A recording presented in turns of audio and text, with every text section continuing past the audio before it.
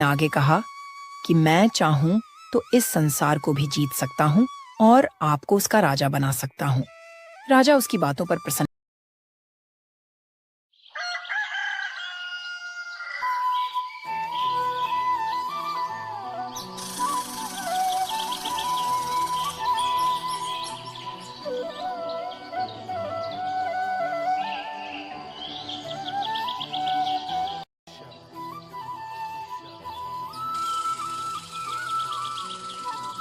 एक गांव में श्रीपति नामक एक चरवाहा रहता था।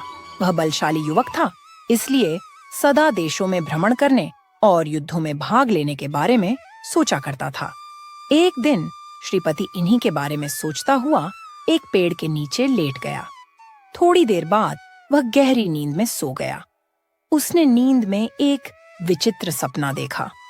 उसने देखा कि वह पहाड़ पर चढ़ रहा है और चढ़ने के बाद एक सिंहासन पर आसीन हो गया है।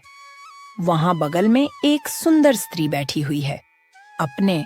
अपने को सिंहासन पर पाकर और स्त्री को देखकर चकित होते हुए उसने अपना हाथ सिर पर रखा।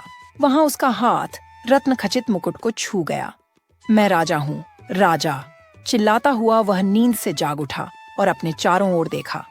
श्रीपति को मालूम हो गया कि यह केवल सपना है। अभी उसके सामने चरते हुए पशु हैं और वह पेड़ के नीचे है।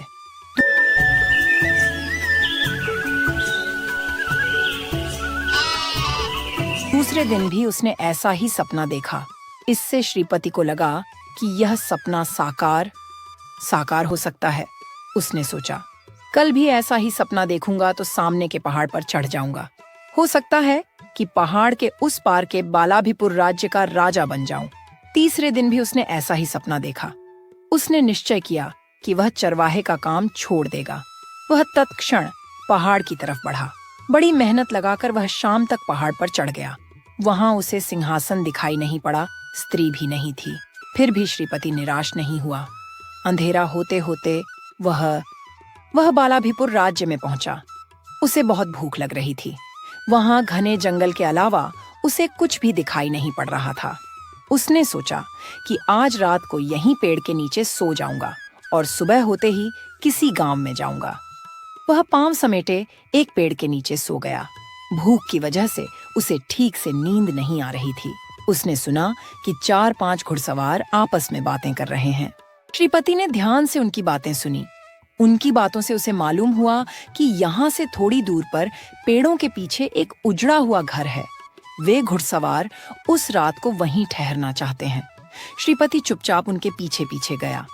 थोड़ी देर में वे उजड़े घर के सामने पहुंचे और अंदर जाकर चादर बिछाकर लेट गए। श्रीपति सोच में पड़ गया कि अब क्या करूं। वह अंधेरे में उस घर की दीवार से सटकर खड़ा हो गया। उसको लगा कि ये चोर होंगे। थोड़ी देर में उसका संदेह सच में बदल गया। उनमें से एक आदमी ने गंभीर स्वर में दूसरे से पूछा, अरे चील, आज तुमने कितना कमाया है? चील नामक उस आदमी ने विनय से कहा, साहब, मैंने आज ऐसी चीज पाई है जो सपने में भी नहीं पाई जा सकती। मैंने किसी धनवान के कुर्ते की चोरी की है। जब जब हमें धन की जरूरत पड़ेगी, तब तब इस कुर्ते की जेब को हिलाने से उसमें से अशर्फियां गिरेंगी। उनके नायक ने उसकी खूब प्रशंसा की और दूसरे से पूछा, सियार, बोलो, आज की तुम्हारी कमाई क्या है?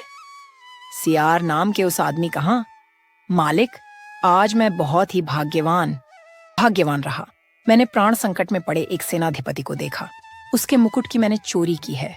उसे सिर पर पहनने पर जब जब हम चाहें, तब तब उस मुकुट की चारों दिशाओं से वाणों की वर्षा हो सकती है।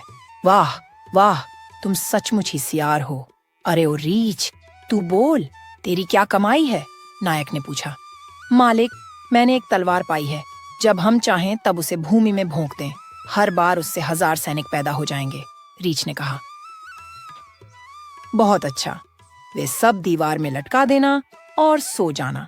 सवेरे बहुत काम पड़े हैं करने के लिए, चोरों के नायक ने कहा। श्रीपति ने उनकी बातें सुन ली थीं। चोर जैसे ही सो गए, उसने दीवार पर लटके हुए कुर्ते, तलवार और मुकुट को धीरे से निकाला और वहां से भाग गया।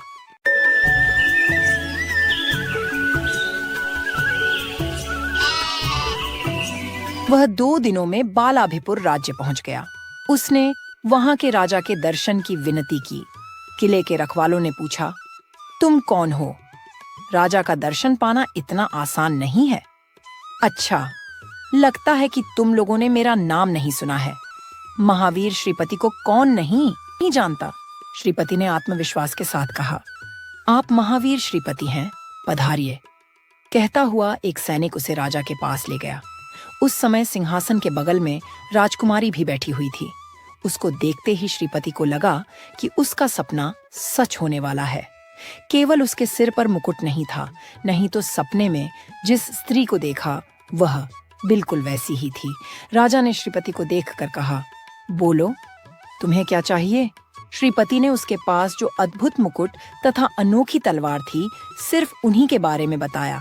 उसने बताया कि वह अनेक युद्धों में भाग ले चुका है और की तलवार थी, सिर्फ उन्हीं के बारे में बताया। उसने बताया कि वह अनेक युद्धों में भाग ले चुका है और कमाल का योद्धा है।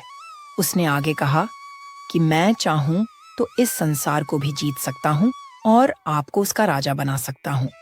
राजा उसकी बातों पर प्रसन्न होकर बोला, ठीक है, संसार को बाद में जीतो, पहले राज्य पर आक्रमण करने वाले गांधार राजा को जीत कर दिखाओ। श्रीपति ने निर्भीक होकर राजा से कहा, यह तो मेरे बाएं हाथ का खेल है।